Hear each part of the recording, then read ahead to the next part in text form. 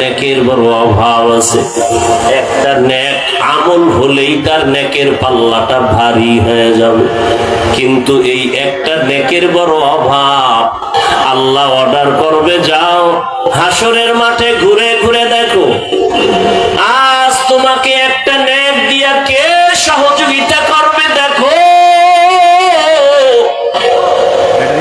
এক নেকের অভাব, একটা নেকের অভাবে যাও ছেলের কাছে, যাও মেয়ের কাছে, যাও গিয়ে বলবে, বাবায় ও সন্তান আমার একটা নেক দাও। সন্তান বলে, আমার বাবা ছাড়া দুনিয়াতে আসি নাই, তবে তুমি যে আমার বাবা আমি বিশ্বাস করি না। স্ত্রী অস্বীকার করবে। আল্লাহর বান্দা বড় নিরুপায় হয়ে যাবে। হাসরের ময়দান বড় কঠিন। সমস্ত মানুষ উলঙ্গ নারী পুরুষ একত্রে হাসরের মাঠে দাঁড়াবে। এই জমিনটাই হবে হাসরের মাঠ। আর বাইতুল মাকদিস প্রথম কিবলা হবে, আল্লাহর বিচারালয় আদালত স্টেজ হবে ওখানে। সব মানুষ উলঙ্গ দাঁড়াবে।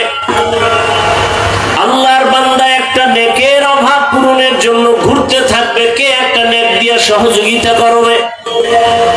যখন দেখবে ছেলেও দেয় না মেয়েও দেয় না, তখন বান্দা নিরুপায় হয়ে কান্না করবে।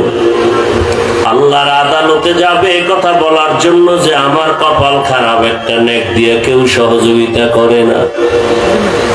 হঠাৎ তাকায় দেখবি রহমতের নবী বলেন, একটা বুড়া মানুষ হাসরের মাঠের এক কর্নারে বসে কান্না করে। ডাক দিয়া কয়, ভাই দাঁড়াও, তুমি হাসরের মাঠে কি খুঁজো বলো। বলে, আমার একটা নেকের টান, এক নেকের অভাবে আমি জান্নাতে যেতে পারি না। কয় নেকের অভাব? এক নেকের অভাব। একটুখানি নেকের তরে রোজ হাসরের মাঠেতে বাবা ঘুরবে ছেলের পিছে, ছেলে বাবার আগেতে। আহাতে মন কঠিন দিনেতে নামাজ তোমায় ভুলবে না, ঠিক মতো পড়লে নামাজ জান্নাত তোমার ঠিকানা। আমার প্রাণের ভাই বোনেরা জলদি করে উঠে যাও, ওযু করে তাড়াতাড়ি নামাজ পড়তে লেগে যাও। আহা নবী বেনামাজির শাফাআত করিবেন না, ঠিক মতো পড়িলে নামাজ জান্নাত তোমার ঠিকানা। ঘুমের চেয়ে নামাজ ভালো, আর তুমি ঘুমাইও না, ঠিক মতো পড়িলে নামাজ জান্নাত তোমার ঠিকানা। এক নেকের অভাব। এরে আমার কলিজার যুবক, তোমার মতো যুবক স্কুলে পড়ে নামাজ পড়ে, তুমি পারো না কেন? হুজুর হইতে বলি নাই, হুজুর বাপ, সব হুজুর বাপ। খালি হুজুরদের উপরে আঙ্গুল তুলো আর বলো হুজুর হওয়া যাবে না। তোমার হতে কয়েকে, কিন্তু তোমার লাইনে জেনারেল লাইনের পড়ুয়া কত সন্তান ঢাকা কলেজে পড়ে, মাথায় পাগড়ি, বড় দাড়ি, বড় জামা, তুমি পারো না কেন? কি বানায় বলতেছি? কত র্যাব আর্মি পুলিশ বিডিআর এর চাকুরি করে, 5 ওয়াক্ত নামাজ পড়ে, দাড়িওয়ালা, 1 টাকাও হারাম খায় না, অভাব নাই, তুমি পারো না কেন?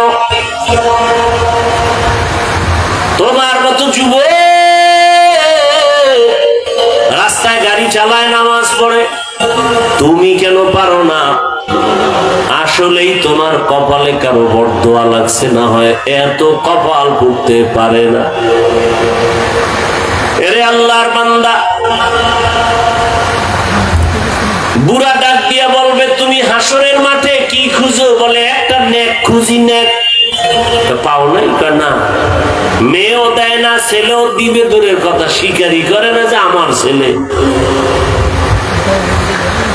ইয়াউমা ইয়াফিরুল মারউ মিন আখিহি ওয়া উম্মিহি ওয়া আবিহি ওয়া সাহিবাতিহি ওয়া বানিহি।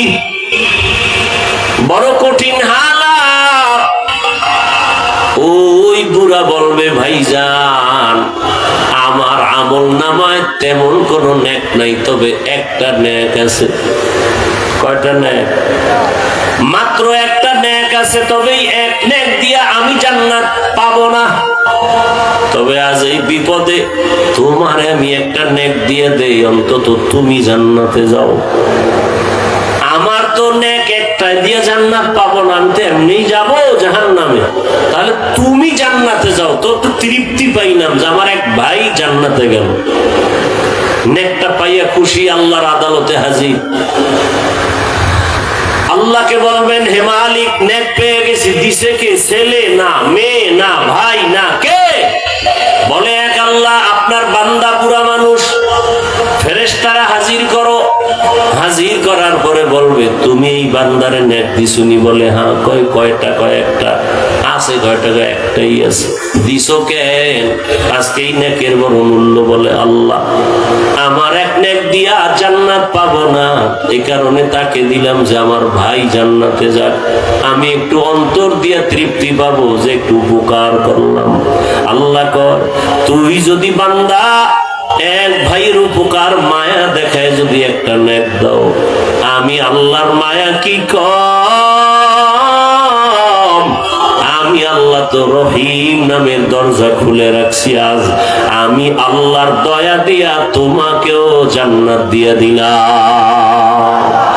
ইয়া ইলাহি মুঝসে মুঝকো दूर कर, ताके देखो मुझ में तुझको एक नजर। या इलाही तू मेरा माबूद है, या इलाही तू मेरा माशूक है।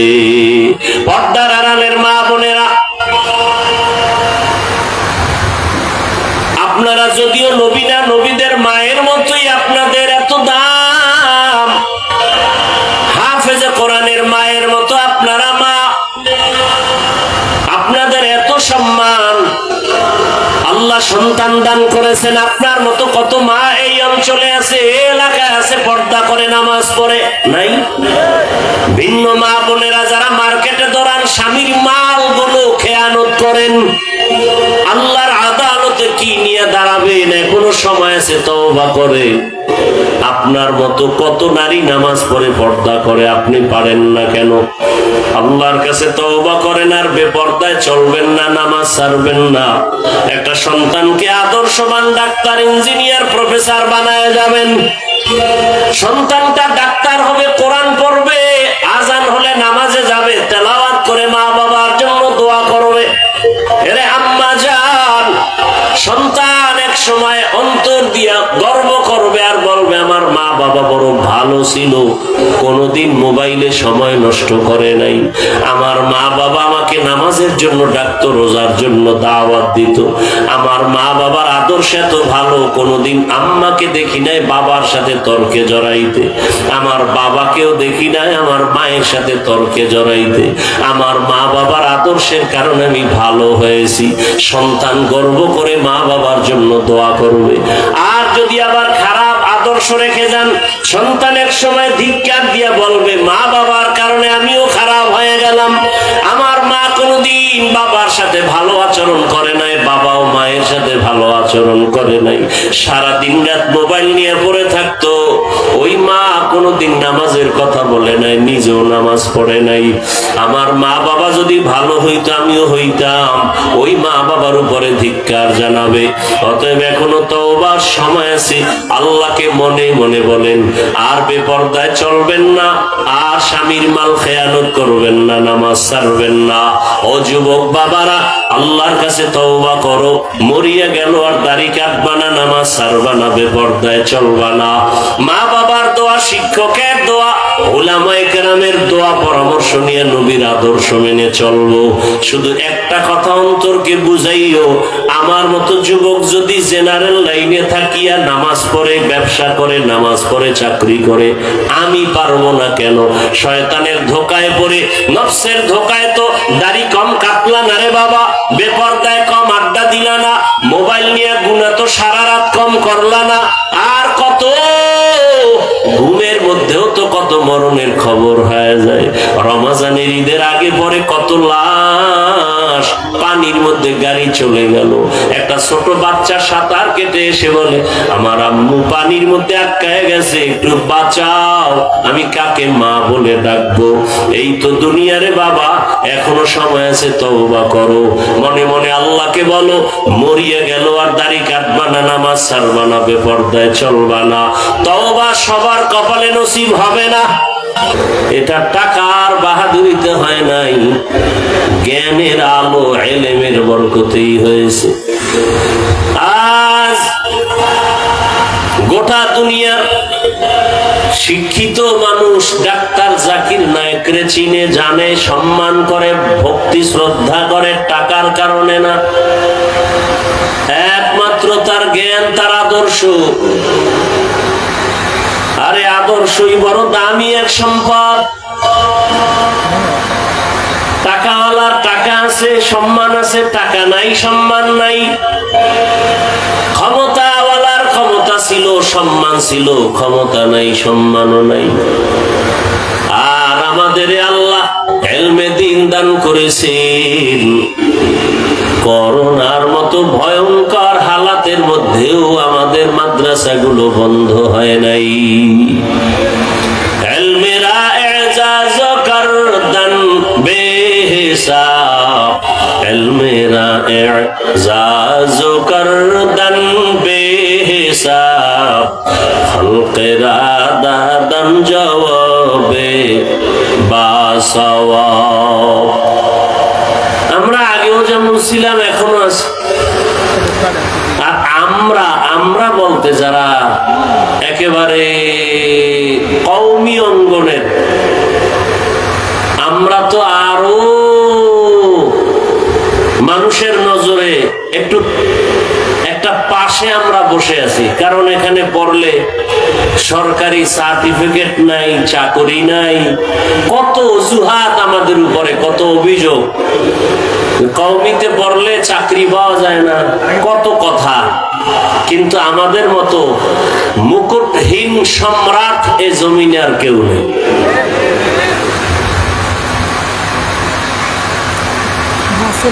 একমাত্র ইলমের বরকত।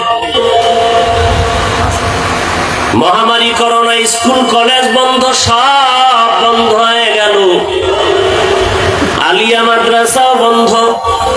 কিন্তু যেই কওমি মাদ্রাসায় সরকারের একটা টাকাও কোনো বরাদ্দ নাই, মহামারী করোনার ভেতরও সে মাদ্রাসা বন্ধ হয় নাই। 10 বছর আগের এমপি সাহেব কইতো দোয়া চাই, নতুন এমপি এও দোয়া চাই। এটার নাম সম্মান। টাকা দিয়া কিনা যায় না সম্মান। টাকার সম্মান আজ আছে, কাল থাকে না। ভোটের আগের রাত্রে আপনারা সম্মান বিক্রি করছেন না? কথা কয় না। ওই ভোটের আগের রাত্রে পায়খানা খাইছেন না? প্রার্থীর থেকে নিজের ইজ্জত বিক্রি করে এখন মাইয়া দেখেন হিজরত করে, বউ হিজরত করে। বিষয় কি? বলে যে কিনে নিছি না ভোটের আগের রাত্রে, চিল্লাদিন কোনো দরকার নাই। টাকায় সম্মান বিক্রি করে ফেলেছেন, সম্মান শেষ। আর আমাদের সম্মান টাকায় কিনি নেয়, রসুলের সুন্নত দিয়ে সম্মান নিয়েছে। সুন্নত আছে, সম্মানও আছে। আগের এমপিরাও দোয়া চাইতো, এখনো কি চায়? দোয়া চায়। চোখের দিকে তাকায় কথা বলার সাহস কোনো মাস্তানের নাই। এ সম্মান কে দিছেন? ইলমেরা এজাজ করদান বেহিসাব, খলকেরা দাদান জওয়াবে বাসওয়াব। হক নাদারত দোস্তে খলকা জারেরা, নিস্তে ই খসলত কে দিনদারেরা। এই যে কথাগুলো বলতেছি, এটি কি গাইবি আওয়াজ, গোপন কথা না নগদ? এগুলো দেখে কেন আপনি টুপি পরেন না, দাড়ি রাখেন না? সমস্যাটা কি?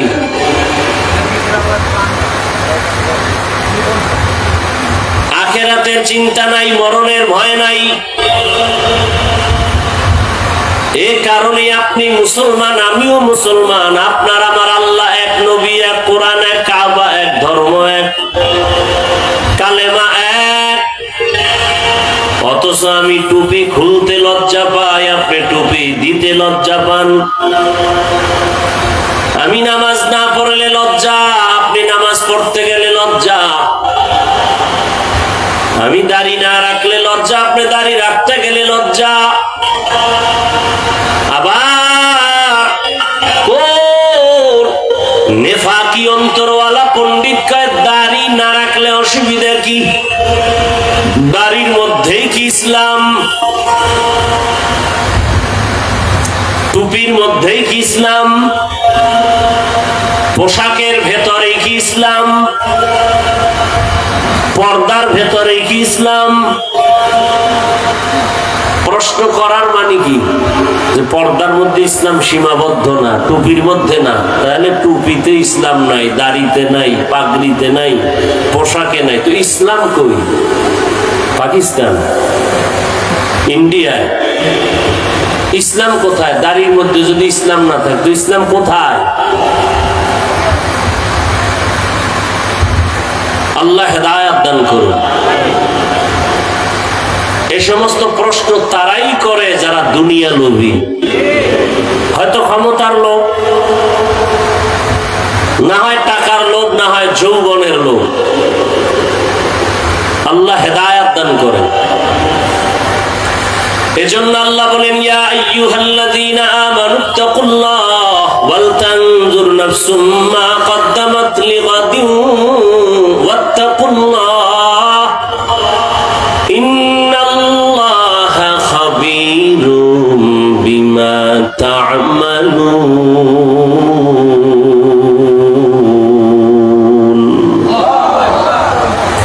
আল্লাহ তাআলা বলেন, তোমার এই জীবন কিচ্ছু না, সামনে তোমার অনন্তকাল যে একটা জীবন আসবে, যার শুরু আছে শেষ নাই। ওই জীবনে যেতেই হবে, পালায়া থাকার কোনো সুযোগ। মরণ থেকে যতই পালাও, মরণ তোমায় নিবে ঘিরি। যদিও সুদূর আকাশ পানে লুকাও, সেথায় লাগিয়ে সিঁড়ি। নদী পথে নৌকা চালাও ও মাঝি ভাই, বেলা ডোবার আগে আমি ওপার উঠতে চাই। ডুবে গেলে বেলারে আর উঠে না, ভেঙ্গে গেলে মেলারে আর জমে না। এরে আল্লাহর বান্দা, পর্দার আড়ালের মা বোনেরা, ও যুবক বাবারা, বৃদ্ধ বাবাজি, আমরা টাকা পাওয়ার লোভে, খানার লোভে টুপি পরি নাই, বরং জেনে শুনে টুপি পরছি। টুপির কারণে বিপদ, দাড়ির কারণে বিপদ। এরপরও কেন টুপি ফালাই না, দাড়ি ফালাই না? একমাত্র কারণ, দুনিয়ার কোনো মূল্য নাই, আল্লাহর আদালতে হাজির হতে হবে। আর চোখের সামনে তাকায় দেখলাম, টাকা টাকা টাকা করে যারা দৌড়ায়, ওরা টাকাও পায় না, নিজেরও হারায় ফেলে। না নিজের সন্তান পেল, না মা পেল, না বাবা পেল। আমার সোনার বাংলাদেশের কোটি কোটি, হাজার হাজার কোটি টাকার মালিক, চাইলে তারা তাদের টাকায় বাংলাদেশের সরকারেরা চলে। এই দেশটা কয়েকবার কিনতে পারে, এমন টাকার মালিক। কিন্তু কপাল এত খারাপ, মা মরিয়া গেল, জানাজায় যেতে পারে না কাছে থাইকা। কারণ এমন গুণ অর্জন করছে, জানাজায় গেলেই মানুষ জুতা দিয়া মারবে। কেমন কপাল! বাংলাদেশে কিনার মতো টাকা, যাদের টাকায় সরকারেরা চলে, মা মারা গেল, জানাজায় যেতে পারে না। কেমন কপাল! তাহলে লাভ হইল কি? 10 তলা বিল্ডিং করলো, ঘুমাতে পারে না, জঙ্গলে দৌড়ায়। বিল্ডিং শান্তি না, খেরের ঘর ভালো, রিক্সা চালানো ভালো। সুইস ব্যাংকে কোটি কোটি কোটি টাকা রাখলে কি লাভ হবে যদি চেক বই না থাকে? 10 তলা বিল্ডিং থাকলে কি লাভ হবে যদি ওই বিল্ডিং এ ঘুমানোর সুযোগ না হয়? এর চেয়ে রিক্সাওয়ালা বড় শান্তিতে আছে। সব কথার মূল কথা, আমার নবীর মতো আর দামি কে হতে পারে? সেই নবীও দোয়া করেন, হে মালিক তুমি আমাকে গরিবী হালাতে বাঁচাও, গরিবী হালাতে মরণ দাও, হাসরের ময়দানে গরিবদের সাথে তুমি হাসর করাও। নবী বলেন, গরিবেরা ভয় পেও না, বড় লোকের বাড়ি গাড়ি দেখে আফসোস করিস না, বড় লোকের 500 বছর আগে গরিবেরা জান্নাতে যাবে। টাকা পয়সা কিছু না, পরকাল জীবনটাকে সুন্দর করো, এখান থেকে তৈরি করে নাও। দুনিয়ার কোনো দাম নাই।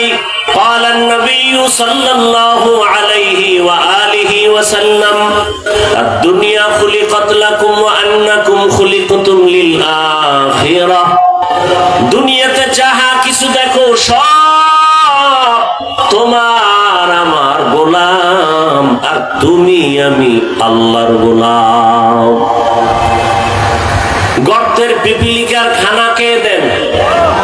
আরো আস্তে করে বলেন।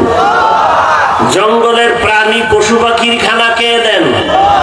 আল্লাহ। নদীর মধ্যে হাজার ধরনের মাছ, মাছের খানা কে দেন? ওরা দামি না আমরা দামি? তো পিপিলিকার খানা যদি আল্লাহ দিতে পারে, আমাকে দিবে না কি? ইয়া আইয়ুহান নাস আনতুমুল ফুকারাউ ইলাল্লাহ। ও দুনিয়ার মানুষ, তোমরা সব ফকির, ধনীকে। ওয়াল্লাহু হুয়াল গানিয়্যুল হামিদ।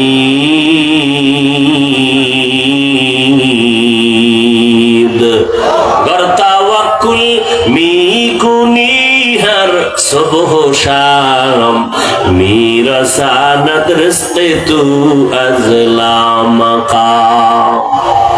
জঙ্গলের হাজারো প্রাণীর খানা যে আল্লাহ দেন। উড়ন্ত পাখি সকাল বেলা উঠতে থাকে খোলা আকাশে, উড়ে উড়ে পেট ভরে বাচ্চার খানা নিয়ে সন্ধ্যাবেলা বাসায় হাজির। কে খাওয়ায়? আল্লাহ। ওদের খানা দিলে আমাকে দিবে, এটাই তো বাস্তব। কিন্তু আমরা খানায় কেন কষ্ট পাই? পিপিলিকার খানায় কষ্ট নাই, গরুর খানায় কষ্ট নাই। গরু যদি মাঝে মাঝে কষ্ট পায়, ওর নিজের দোষে না, নিমক হারাম মানুষের দোষে। মানুষের অপরাধের কারণে গরু কষ্ট পায়, আপনার আমার অপরাধের কারণে আমরা খানায় কষ্ট পাই। পিপিলিকা পায় না কেন? আল্লাহ ওদেরকে যে ডিউটি দিয়া পাঠাইছেন, সে ডিউটি পালন করে, গাদ্দারি করে না। আর আমরা মানুষের আল্লাহ যে কাজের জন্য বানাইছেন, ও কাজ আমরা করি না। মানুষকে দেখাবার জন্য নামাজ পড়ি। যদি আল্লাহর জন্যই নামাজ আদায় করতাম, তাহলে নামাজ পড়িয়া কেউ সুদের টাকায় ব্যবসা লাগাইতে পারতো না। কত নামাজি নামাজ পড়ে সুদের টাকায় ব্যবসা করে, অথচ সুদের সাথে যারা জড়িত 24টা ঘন্টা তার আপন মায়ের সাথে জেনার গুনাহ। কত বড় কুলাঙ্গা! জীবনে যতটা মোনাজাত দিবে, সুদের খাতায় নাম থাকা অবস্থা একটা মোনাজাত কবুল হবে না। নামি দেবী 5-7টা সুদখোরের নাম লেখা ধান খেতে রাখলে জীবনে পোকাও আইব না সুদখোরের ভয়ে। কেমন সানকা ফাইলে বেঈমান! ইয়া আইয়ুহাল্লাযীনা আমানুত্তাকুল্লাহ ওয়া যারু মা বাকিয়া মিনার রিবা ইন কুনতুম মুমিনিন ফাইন লাম তাফআলু ফাআযানু বিহারবিন মিনাল্লাহি ওয়া রাসূলিহি। আল্লাহ ব্যবসাকে হালাল করেছেন, সুদ হারাম করেছেন। বড় কঠিন। বলারও মানুষ নাই, শোনারও মানুষ নাই, বিরোধিতা করার মানুষের অভাব নেই। কি আগামী জুমায় যদি এই বয়ানগুলো একটু কেউ মসজিদে শুরু করে, মাগরিবের সূর্য ডুবার পরে দেখবে গাইবি আওয়াজ। কি আওয়াজ? ইমাম সাহেব 1 মাসের ছুটি কেন? শিয়ালের হাতে মুরগি আমানত।